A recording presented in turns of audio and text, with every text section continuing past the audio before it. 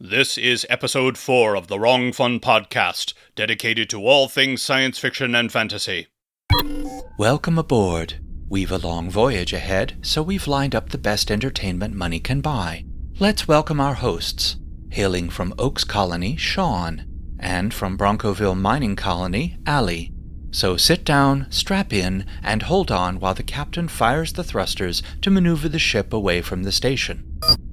Who programmed this? 512-bit encryption? Jantadagui, this is going to take longer than I'd hoped.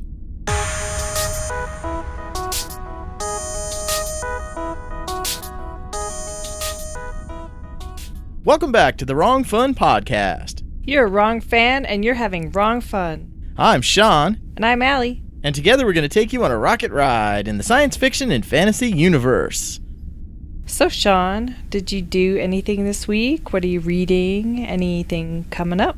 Nothing coming up, and mostly just the ordinary editing and getting everything ready. Did some interviews, and I am just getting started on Pack Dynamics by Julie Frost. $6 at Amazon, and that's going to be next week's book. Tell us a little bit about it. Well, I gave you two choices, I said, do you want to read a book about Army Rangers and werewolves? Or did you want to read a book about a squad of American soldiers back in the Paleolithic? And you said, oh, wolves, right? Let's do the wolves. I'm all about the wolves. This is a book bomb by Larry Correa, and I'm really looking forward to it. It sounds very interesting. After 7 horrific months as a POW, Army Ranger turned private investigator Ben Lockwood just wants a safe and boring life. With his boss on vacation, he takes what looks like an easy case of pharmaceutical espionage he can work from his desk. Now he's caught in a 3-way collision course between a ruthless werewolf on a hunt for a cure for his dying vampire wife, a mad scientist whose multinational company doesn't even research supernatural medicine, and himself. Ben's nanotech-injected blood holds the key to the vampire's recovery, and the werewolf doesn't much care if he lives or dies in the harvesting. Ben thought he was done fighting wars when he got home from Afghanistan, but his hard-won sanity and his girlfriend's life are both at risk. He'd rather die than lose either. The battle lines are drawn in a billionaire's basement, and retreat isn't an option, no matter how outgunned he is. This sounds like it's right up my alley. Yep, sounds like there'll be a whole lot more explosions than this week's book. Yay! But aside from that, not a great deal. Anything going on with you? No, not really. It was a pretty quiet week.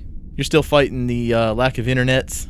Lack of internet and yeah. Yeah, well, we'll get through it. I appreciate you going to all the effort to make it down so that you could record. Definitely. Wouldn't miss it. Sean, you have an incoming call on the Ansible. It's our guest, Sarah Hoyt. Computer, what do your databanks have on Sarah Hoyt? Sarah Hoyt was born in a small village in Portugal and stayed there just long enough to receive the Portuguese equivalent of a master's degree in modern languages and literature, with a major in English and a minor in German. No genre is safe from Sarah, but her favorite is science fiction and fantasy. A prolific writer, she has over 20 books in print. Sarah joins Kate Polk and Amanda S. Green running the Sad Puppies 4 campaign. Patch her through. Fly for a space liner, they said. It'll be fun, they said. They've turned me into a glorified switchboard operator.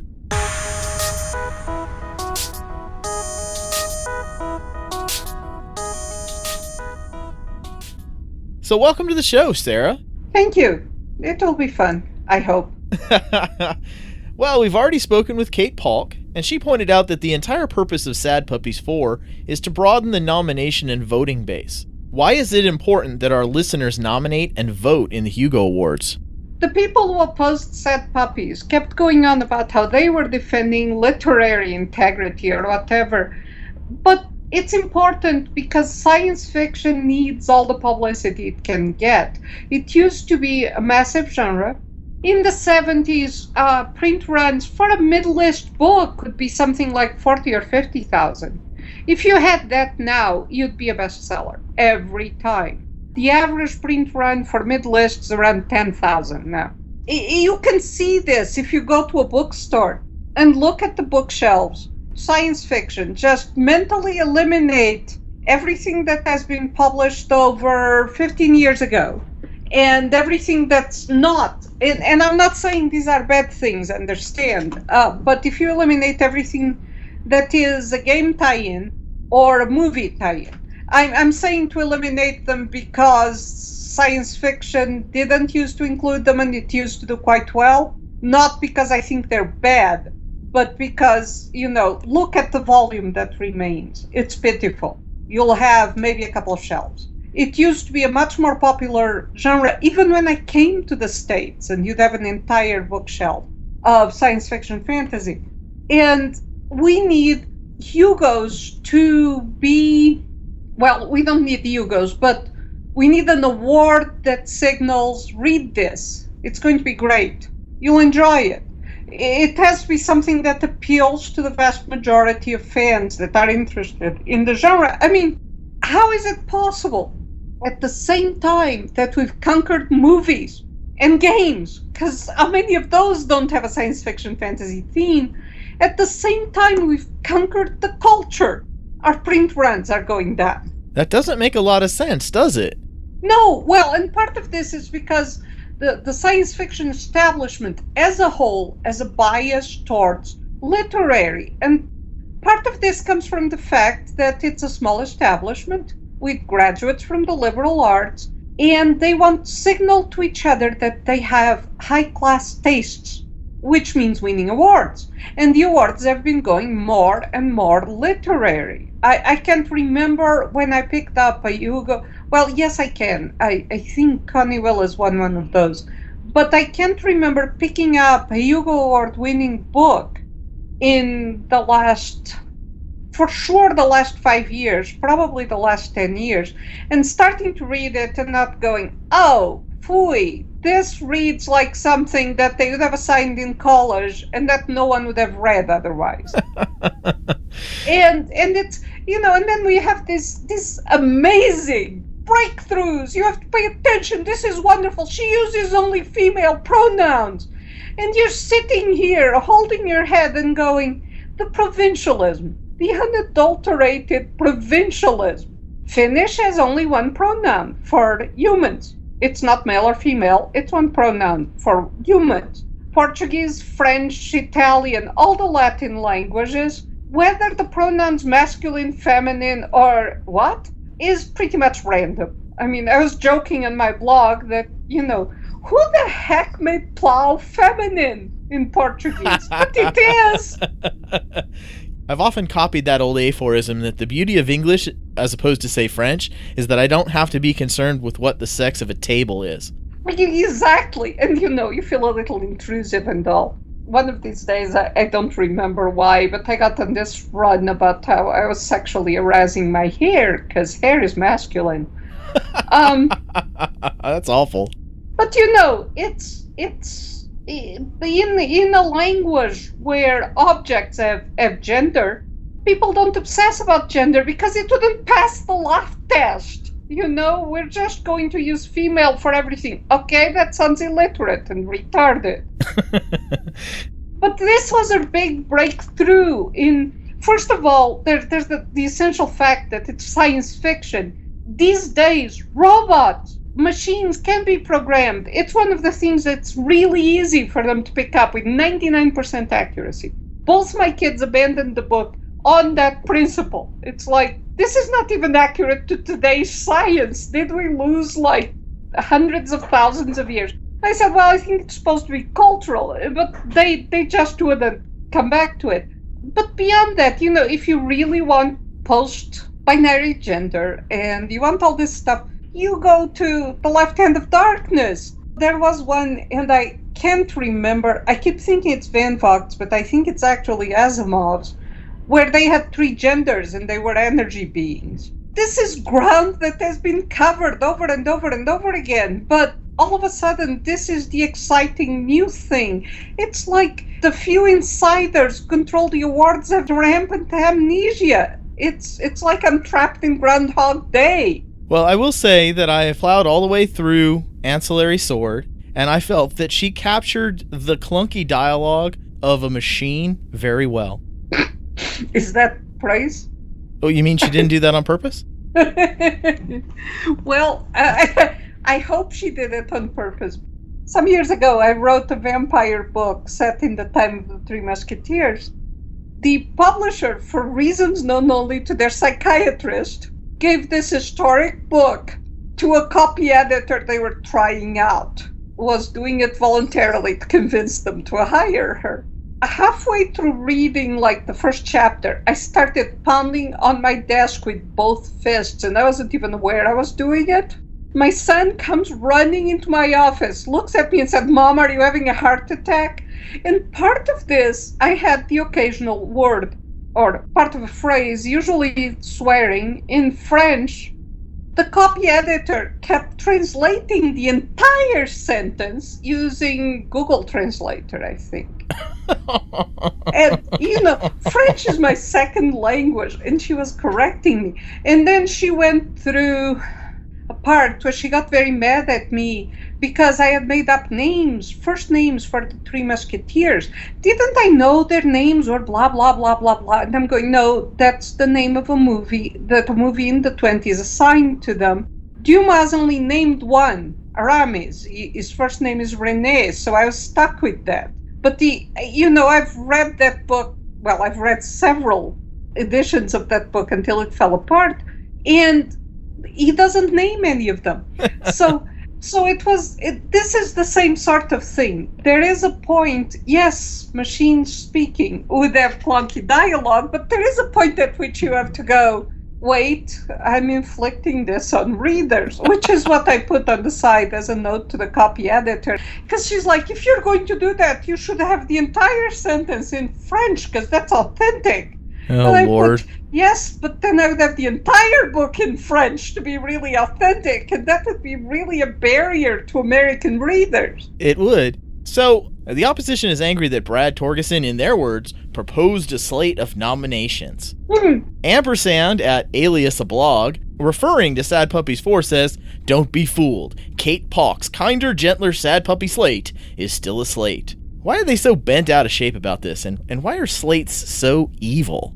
We actually went and read the definition of a slate because, well, we wanted to know why they were evil, because we'd never thought of slates as, they don't come with symbols saying, this is the mark of Satan, it's a slate, stay away. So we went and read it. And if you go and read it, the slate's a list. That's basically it. Slate is a list of suggested something in relation to votes. So Locus has a slate, Scalzi has posted slates several times, because everyone has their list. Almost everyone. It used to be a ritual about 5 years ago. Everyone would put, here's my Yugo slate. But all of a sudden it's evil. You know why it's evil, because it's people that don't sing in their choir. That's all. Ultimately, it's because we're not approved by them. Again, it's get in line, peasant. How dare you propose a slate in the face of your betters? And it comes back to everything they flung in our face, but you don't have taste. This has no literary quality. They actually seem absolutely convinced that there is a hard and fast yardstick for literary quality beyond the taste of readers. There isn't. Well, if you don't like it, it's not quality, right? There is such a thing as literary criticism. And yeah, I will admit that what Sad Puppies 3 proposed falls outside what literary criticism of the day considers good. But that's because literary criticism of the day, starting around somewhat after World War I, literary criticism started eschewing what used to be their touchstones. Remember that literary criticism is a way of saying this is quality and only educated people will like it. And it is. I mean, when they say this is the masterpiece of our times, what they're saying is we the learned are telling you why you should like this. And up until World War I, what was considered quality had tons of classical allusions and probably allusions to Shakespeare and all the other greats of the past. So it was what educated people picked to read because they could appreciate the references. And after World War I and the cultural shock, there came, and Agatha Christie makes a lot of fun of this, there came a tendency to write the opposite of what they would have considered good before. So instead of this highfalutin stuff, what you had was unpleasant people doing unpleasant things and dying unpleasant deaths. And this was considered quality, because that's how the blasé literary critics signaled that they were better than the masses. And then slowly that slid into the underclass and the downtrodden, and nowadays what you really consider good according to literary criticism is whatever has the hallmarks cultural Marxism, of a certain point of view rooted in Marx, although a lot of these people don't know this, which is why you get the whole thing about this is quality because it was written by an oppressed person about their oppression. This, of course, has nothing to do whether that's considered quality or not, and it is by literary critics, has absolutely nothing to do with what people like to read for fun. And that's how you see the split with movies and all, because movies aren't being done to impress other literary critics, they're being done for people to pay lots of money and make lots of money to the studio. The same sort of thing, if the same sort of thing happened with books, what we would consider quality would be, Jim Butcher and Kevin Anderson and the people that the general public actually genuinely enjoys reading. So that's what we were trying to do. We are horrible people, if you wonder about it. We are horrible people to the other side because we are trying to realign what the awards go to and what is considered outstanding to fit with what people actually like, and not with the rather rarefied tastes of the elites, well, the self-proclaimed elites. It sounds like snobbery. Oh, yes! And that's what they threw at us, was high snobbery. And I got, in the middle of the kerfuffle, the most recent kerfuffle, I got to be, told I was stupid by Tempest Bradford, whose intellect could be carried in the matchbox. Because I don't agree with her. Their snobbery leads them to believe they are on the side of the high intellect. They are, in fact, so provincial and so simple-minded that they don't realize literary taste changes, is influenced by social modes, and is a mark of snobbery, and always was. But in case you wonder, yes, that's why they're like, we need non-binary, and we need books about the downtrodden, and because Marxism has become cultural Marxism in the sense of each group being considered its own little victimhood sect. This sort of blinkered tribalism is what they consider quality anymore. Like aristocrats everywhere, they hate a peasant revolt. Yes, and I've started calling them aristos. I don't like that. I've also started, when I do Sad Puppies posts, I end them with Sarah, which was the cry of the French Revolution, usually followed by Aristo to the lamppost, which I haven't done yet, but I can. I have the power. Well, the Hugo establishment basically burned down their award show. That was. I wasn't watching it, but my fans insisted on sending me what was happening. So why are we putting time and effort into this? Why aren't we finishing the job and just completely destroying it? There are several reasons. There's a sentimental one. This is an award with an history, and we're trying to rinse it of its recent disgraceful past and bring it back to mean something. To mean this is the best. The fans, the people who are really involved in reading, and this is something we have an argument with the other side about, because they seem to think that fans are those who attend conventions. That's something for another time. I think the real fans are those whose primary mode is reading science fiction.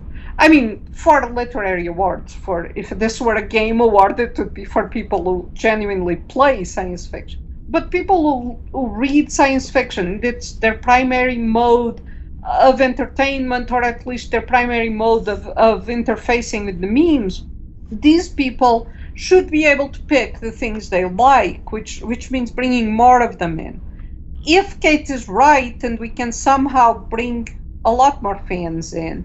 We can then restore the award so that, if you're a kid, my kids were there at one point. You're a kid, you're 11 years old, you just read all of the Harry Potter books in one weekend, and you're desperately looking for some of the same book crack.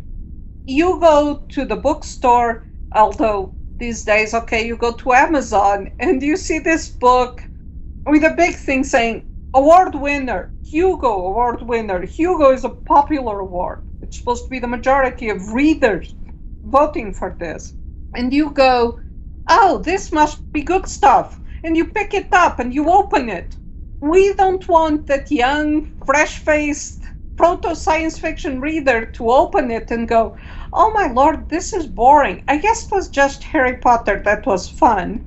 Put it back on the shelf and go play a game. We want them to find something they go, oh, this is cool. This is more of that same sensation I had with Harry Potter or with Terry Pratchett, because my kids loved his YA stuff. Or, whatever brings you in, we want you to stay in. The problem is that there isn't resurrect the Hugo, and I will admit right up front, after that award show, I don't know if it's possible. I don't know if there are charged enough electrical paddles to bring that corpse back to life.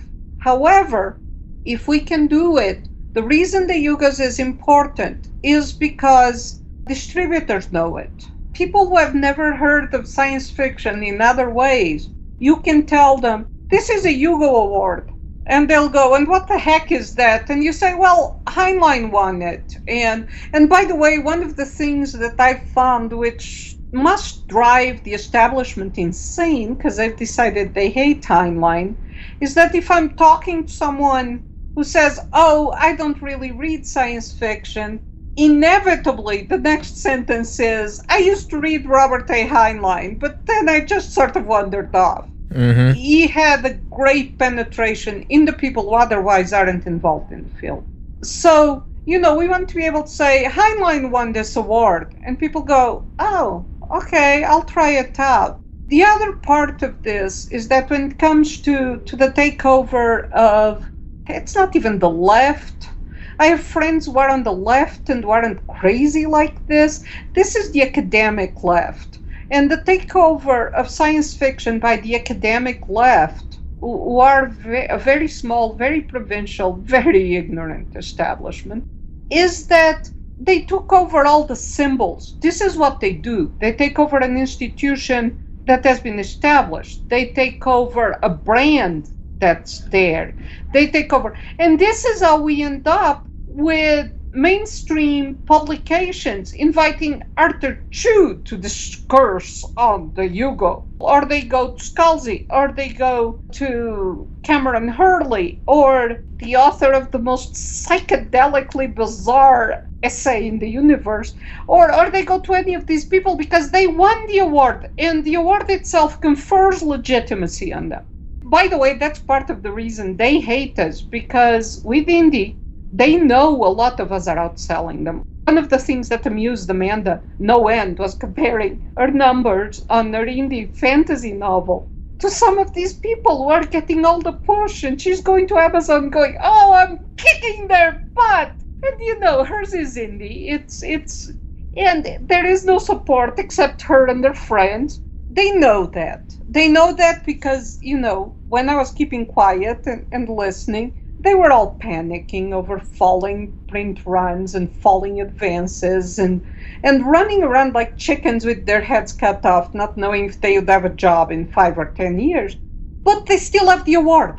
And the award means they still can teach how to write science fiction in college. And they will still get interviewed by the mainstream press. And now these incredible unwashed peasants are trying to take the award away from them. Now, speaking of the academic left, you grew up in Portugal. You've spoken before about how your time in Portugal, equivalent to the high school, along with your time in university, meant you came face to face with real, honest totalitarians. How's that affected your political views? In a way, it affected them a lot. In another, I keep trying to explain to people, I was always reflexive anti-communist. Before I understood what that meant, Mostly because the communists, I have small problem with authority, and the communists were the people saying, you have to do this way. And they were the people who were willing to shoot you up if you didn't have the right sign on your shop window and you didn't march lockstep. So I hated them. But I had no clue how much of the cultural Marxist ethos of Europe I had absorbed. For instance, it took me, I didn't read the Heinlein juveniles. I was a fan of Heinlein with his adult books. I didn't read the Heinlein juveniles until I was married and in the States, because they were never translated, or if they were, they went out of print before I discovered science fiction. So it was only when reading Red Planet that I understood why gun control was a bad thing. It was only recently that I understood that patriotism does not lead to war. Because I observed, you have to understand the way history was taught in the schools, the way every quote-unquote sane person thought about these things.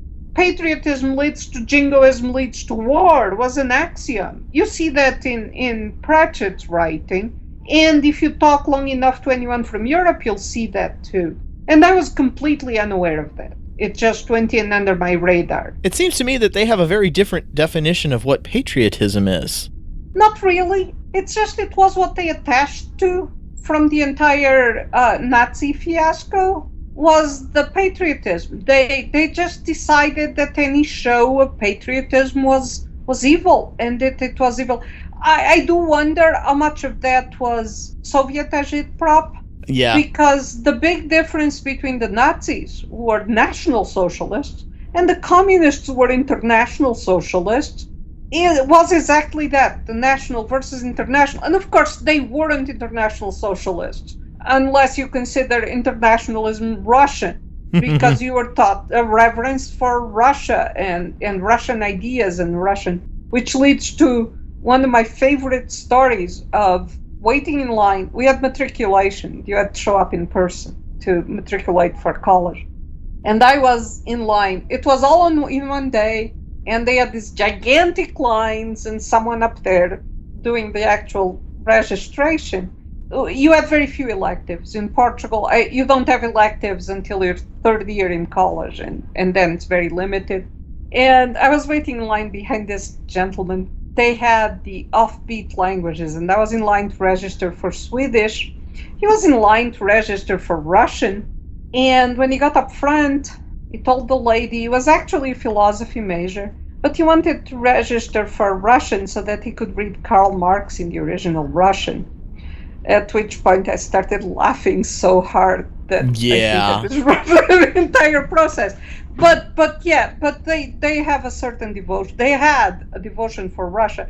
I think the fall of the Soviet Union left them with no country of the soul. They believed all that stuff about how Russia was so great, and people in the Soviet Union, they had these magazines they used to sell in kiosks in Portugal, and I used to walk past them. And I had a gut feeling they were wrong, because I had read biographies of people who escaped, but I had no proof. But, it looked exactly like the glossiest glamour era Hollywood. Pictures of people having cocktail parties and stuff, and it was called Soviet life. Of course, it had no relation to Soviet life. But they had this illusion and this homeland of the soul they could point to. To an extent, it was horrible, but to an extent, it made them less crazy than after the Soviet Union fell, when they splintered into this crazy tribalism of everyone's a victim, and we need to make all these victims important. And the way the victimhood's getting sliced, eventually we'll all be victims of ourselves, standing in front of the mirror, saying, "Don't trigger me!" It's completely insane. Anyway, so yeah, what's going on? And one of the reasons I find the mainstream depiction of this as the people in power are trying to keep women and sexual minorities and minorities from coming into science fiction is so bizarre. It's like a funhouse mirror because the puppy slate, we're not the people in power. We don't have any power. We are women and minorities. I mean, as Larry Correa put it, yes, they're all going to vote against the Jewish single mom because a Latino guy and the Portuguese Czech told them to vote for her. This way they increase diversity. It's completely insane. There are women. Actually, science fiction. I have an interview that I'm answering, and I had answered it all, and then something stupid to the computer, and I hadn't saved it, and I lost it, and I have to answer it this weekend because it has waited long enough. But this is from someone who is mainstream and completely unaware of Larry's and my dreadful reputation for oppressing minorities. And she asked me, she said, I want to know, it's a written interview, and she says, I want to know how you ended up working in such a male-dominated field. And that was the question I came to, and I went, I can't. I can't answer this, because she's being nice, and this is what she genuinely believes, and I'm thinking, what male-dominated field? When I started going to conventions, it's all women and gay males as far as the eye can see. I mean, yes, there are still men in it, but they're mostly men who've been in it since the 60s and the 70s. The young people who broke in the 90s and 2000s, and I'm saying young people because we were young then, were mostly women and gay men. And there were economics reasons for this. The books no longer pay. They pay about the same they paid in the 50s. Now, if you made $10,000 in the 50s, you might not be living incredibly well, but you could support a family. Nowadays, well, not anymore, because with indie, you can make money. Writers can make a living. This is amazing. But up until indie took off, you were making $5,000 to $10,000 a book. That's what most writers did. You had to have someone else supporting you or a day job. You couldn't survive otherwise. So, of course, most of the people doing it were people who weren't relying on it for family income, including me. I mean, at one point at a party, and this was after I had 10 or 12 books out, it was some party relating to my husband's job, and I don't remember what it was. But a total stranger asked me what I did, and I said, I'm a novelist. And I was actually making a living because I can write 5-6 books a year.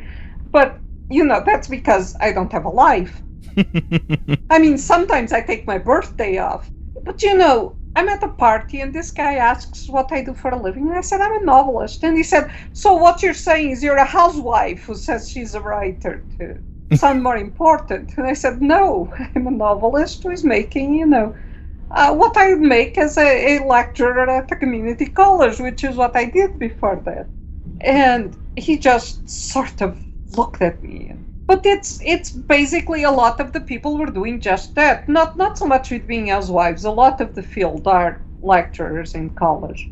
And a lot of the field have other jobs related to writing, write science fiction on the side. But also a lot of them were people that were looking after the household and raising the kids while someone else made the big money. So yeah, I mean, the vast majority of editors in science fiction fantasy are female.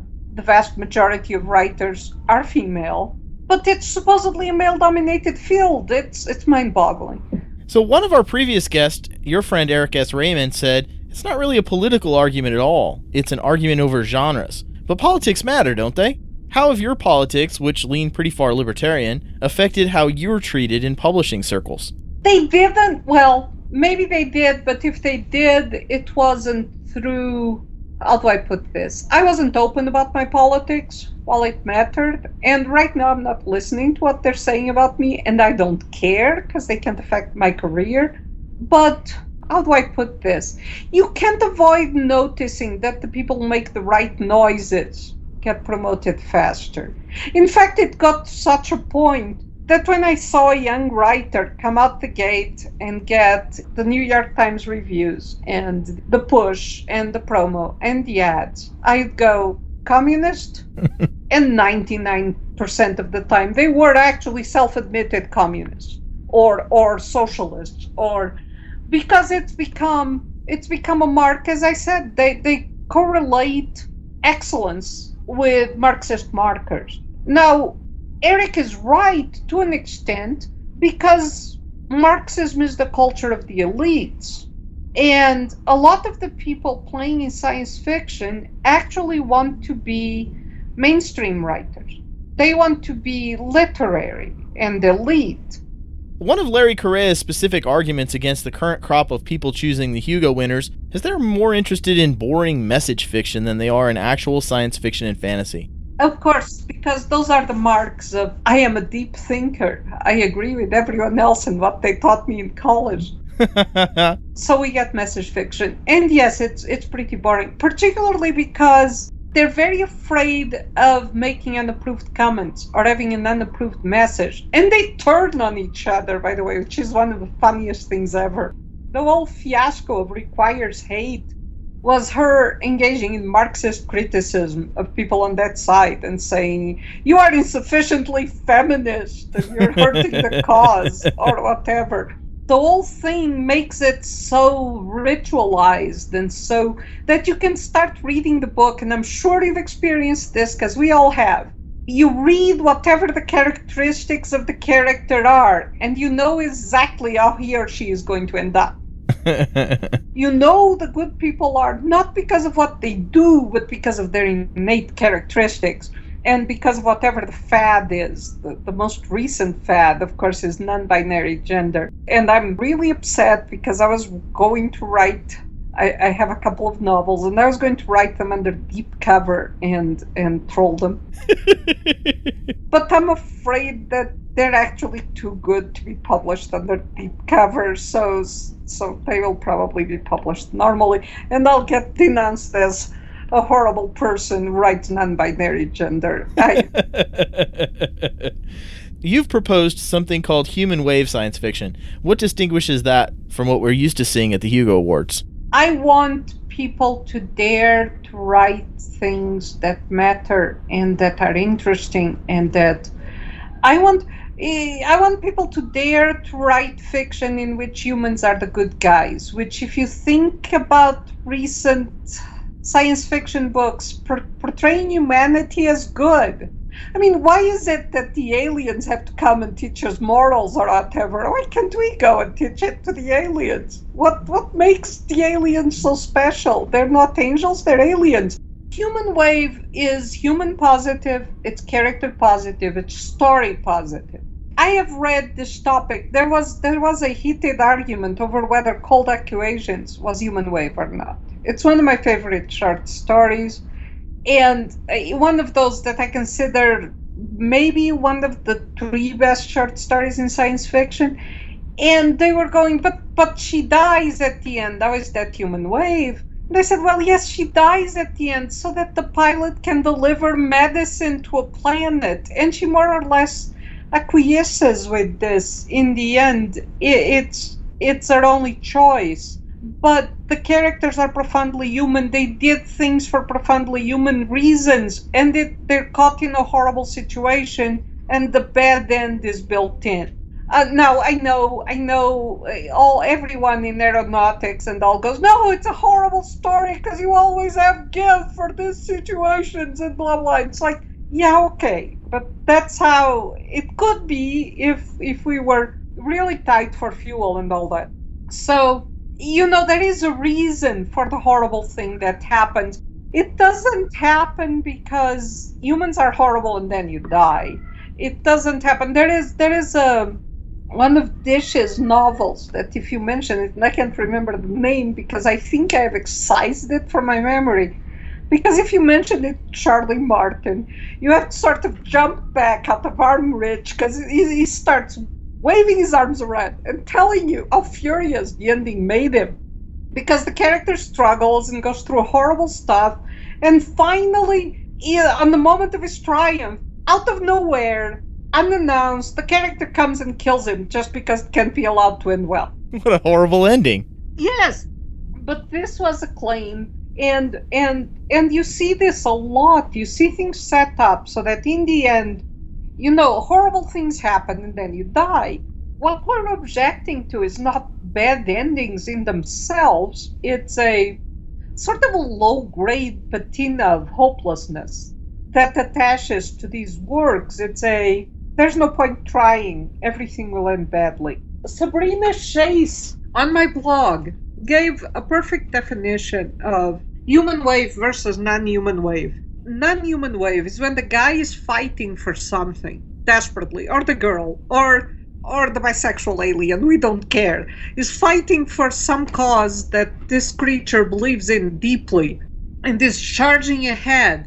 And before he or she or it can claim victory, he gets shot and dies. That's what we are seeing over and over.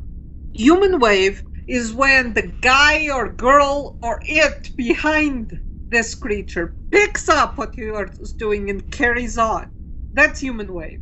Dying for a cause is okay, but the cause shouldn't die with you. All right, Sarah. I appreciate you spending some time with us. Any final words for the listeners?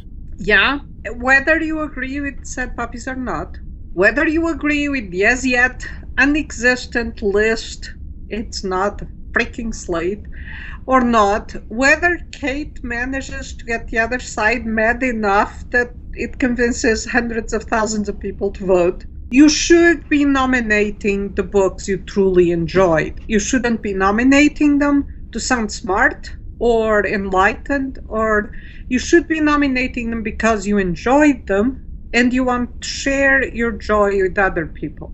You want other people to have the same fun you're having. And that's the only way that the genre is going to start growing again, and that some of those people who are science fiction fans through movies or games are going to start checking out literary science fiction as well. And we can stop this sort of stupid death march we've been on. I think you should share your enthusiasm for the things you genuinely enjoy. If you don't genuinely enjoy them, and are just trying to make the appropriate noises, don't. Find something you actually enjoy. All right, Sarah. It was good to talk with you. I'll see you again soon. Thank you.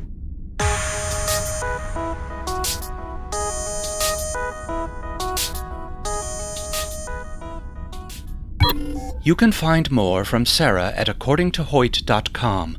That's according to HOYT.com. Links to Sarah's Amazon author page, her blogs, and Sad Puppies 4 are in the show notes. So, what is a mid-list author? As I understand it, a mid-list author is an author who's in the middle of the list. It's somebody who's writing well enough to sort of make a living.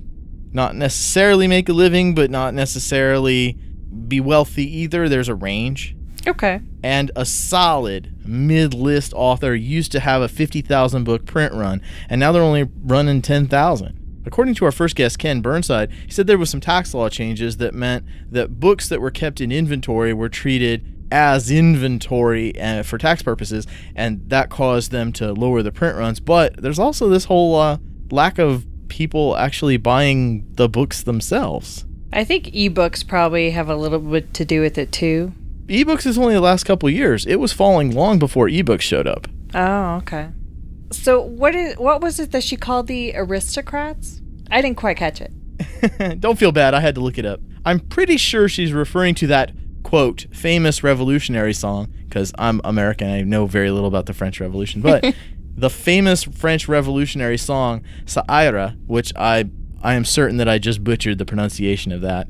It's It Shall Be. And I found a clip of that famous song.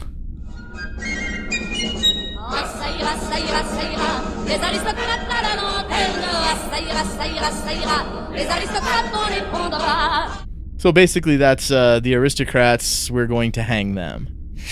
Okay. So what she said, the aristo to the lamppost, yeah, basically that's what that is. There's apparently 2 lines in it. So once again, I'm going to butcher the noble language of France. Sorry, you French guys. Français. Les aristocrates à la lanterne, which probably sounded more Italian than French because I took more Italian than French. The aristocrats to the lamppost. The lantern, the lamppost is what that means. Les aristocrates en la pendre. Those aristocrats will hang them. And, you know, I do know enough about the French Revolution to know that the aristocrats weren't being taken to the lamppost so that everyone could see them better. except as to see them better swinging from the end of a rope. Yeah, that's probably not a good place to be.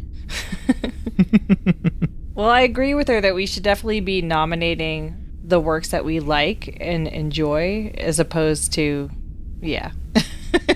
This should go both ways. The same way we're saying that they shouldn't nominate just, the next ancillary justice book because it uses all female pronouns. That goes for us as well. We don't just nominate somebody or not nominate somebody just based on what we know about their political persuasion. Because honestly, it doesn't matter. If it's a good book, it's a good book. If it's not a good book, I'm not nominating it. Exactly. I don't think we should be looking up the author to decide whether or not they're worthy of an award. We should just be reading the books, and if we like them, great, we should nominate them because we do want other people to read those books that we love. So this was the perfect interview to go with the book we read last week. So, the book we read last week is actually a novella, Speakeasy. That's 2 words, Speakeasy, by Catherine M. Valenti. $5 at Amazon. Let me read the book blurb for you. If you go looking for it. Just about halfway uptown and halfway downtown, there's this hotel, stuck like a pin all the way through the world. Down inside Artemisia, it's this mortal coil all over, earthly delights on every floor. The Hotel Artemisia sits on the fantastical 72nd Street, in a decade that never was. It is home to a cast of characters, creatures, and creations unlike any other, including especially Zelda Fair, who is perfect at being Zelda, but who longs for something more. The world of this extraordinary novella, a bootlegger's brew of fairy tales, jazz-age opulence, and organized crime, is ruled over by the diminutive, eternal, sinister Al. Zelda holds her own against the boss, or so it seems. But when she faces off against him and his besotted employee Frankie in a deadly game that just might change everything, she must bet it all and hope not to lose. I don't actually remember her facing off with Al. I don't remember any of that actually happening. She didn't really face off with him, or... Yeah. Multiple award-winning New York Times best-selling author Catherine M. Valenti once again reinvents a classic in Speakeasy, which interprets the 12 dancing princesses if Zelda Fitzgerald walked in and stole the show. This Prohibition-era tale will make heads spin and hearts pound. It's a story as old as time, as effervescent as champagne, and as dark as the devil's basement on a starless night in the city. So what do you think? Well... I understand that in an attempt to become a better book reviewer, you took some notes. What's the chance we can get you to read those notes for us? All right, I'll read them. So I said, fantastic imagery. Love the voice, very 1920s. And then it goes downhill. 29% in. Where's the story? I'm enjoying learning about different characters, but where's the story? And then I wrote, took a third of the book to get to anything resembling a story. I was beginning to wonder if there was a point. Story was meh. Those are my notes. So I'm guessing that you're not going to write home and tell all your friends to read this book. No, the writing, it really grabbed me at first. I was like, this is going to be so fantastic. These characters sound awesome. And then I was like, come on already. Get to the story. Oh, it sounded like the beginning of a D&D campaign. I was like, look at these wonderful characters, and we just start rolling some dice, and we can have ourselves a heck of a battle here somewhere. We can find a dungeon to crawl through, or, I don't know what all. We can do something with this. I know, I was so excited. Yeah. Yeah, the writing was beautiful.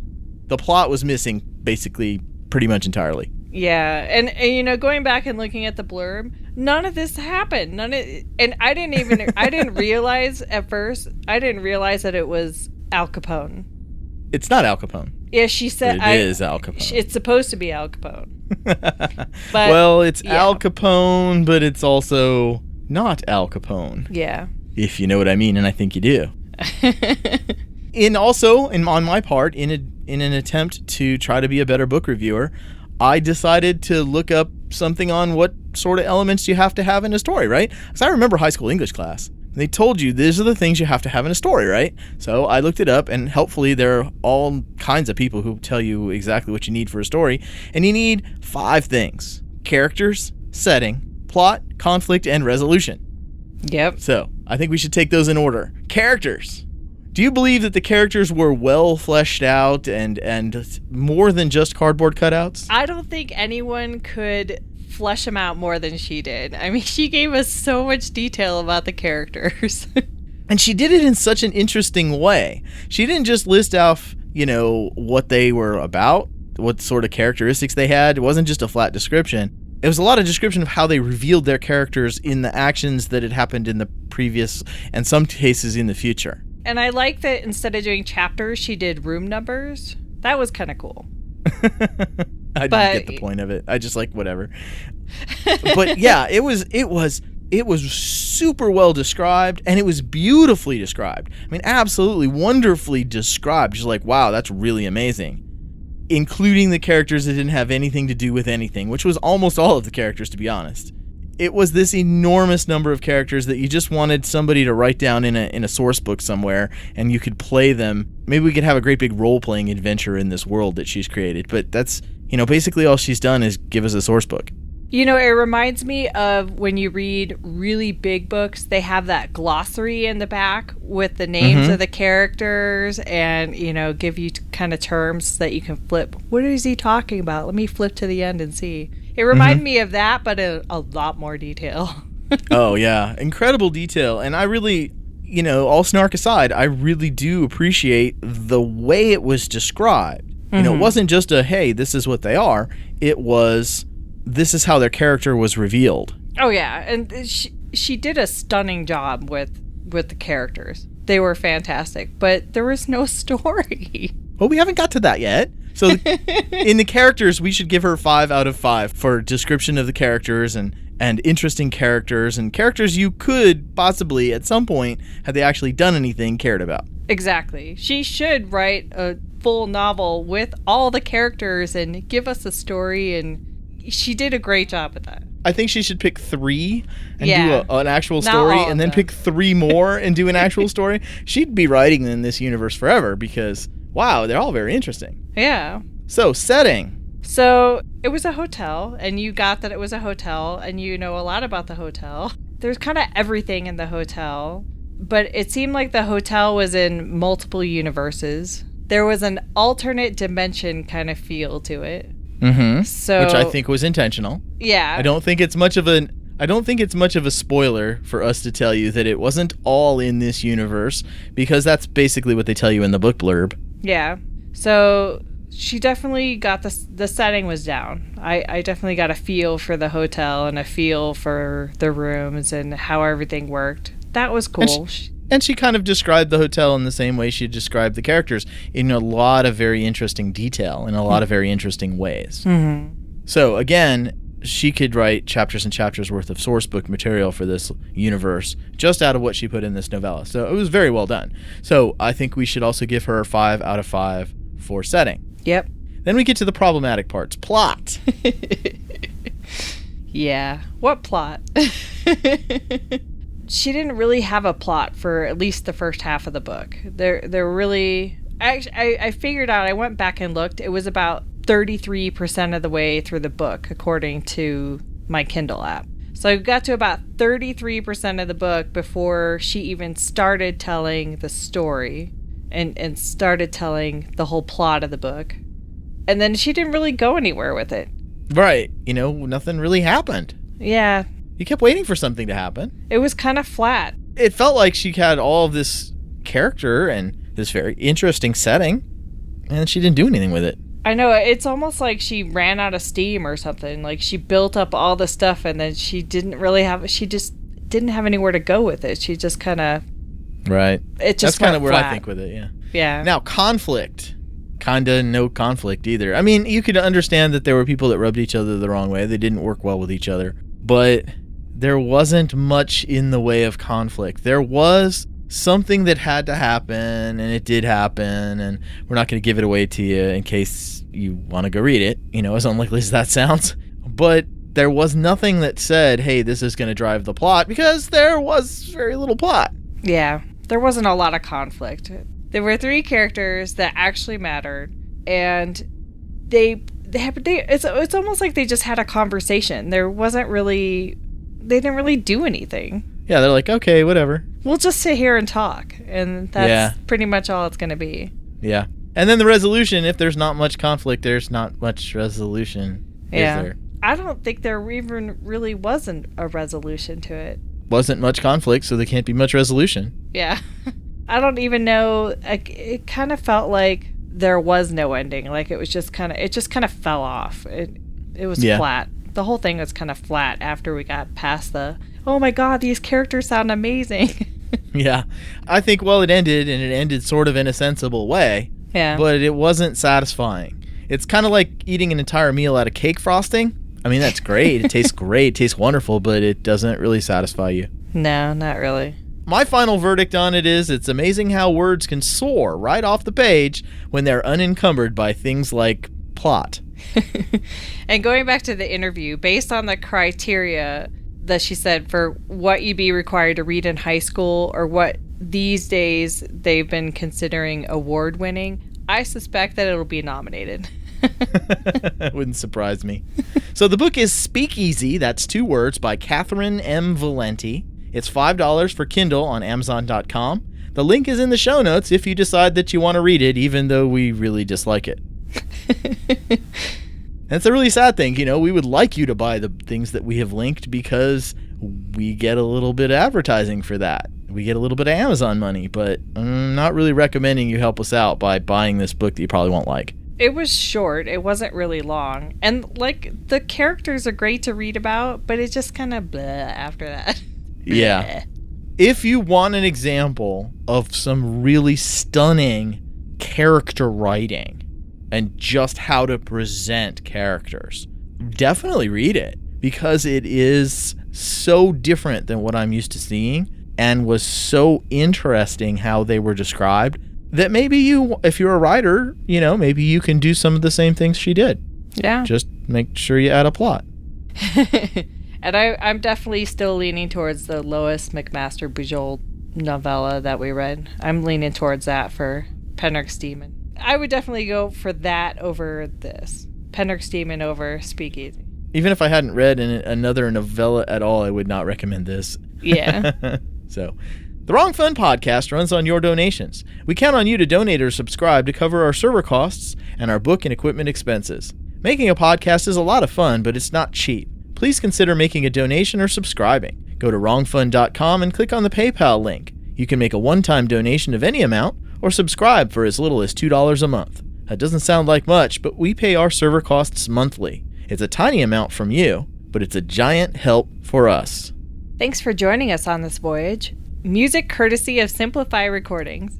Send your feedback, both good and great, to feedback@wrongfun.com. Show notes can be found at wrongfun.com/episode 4.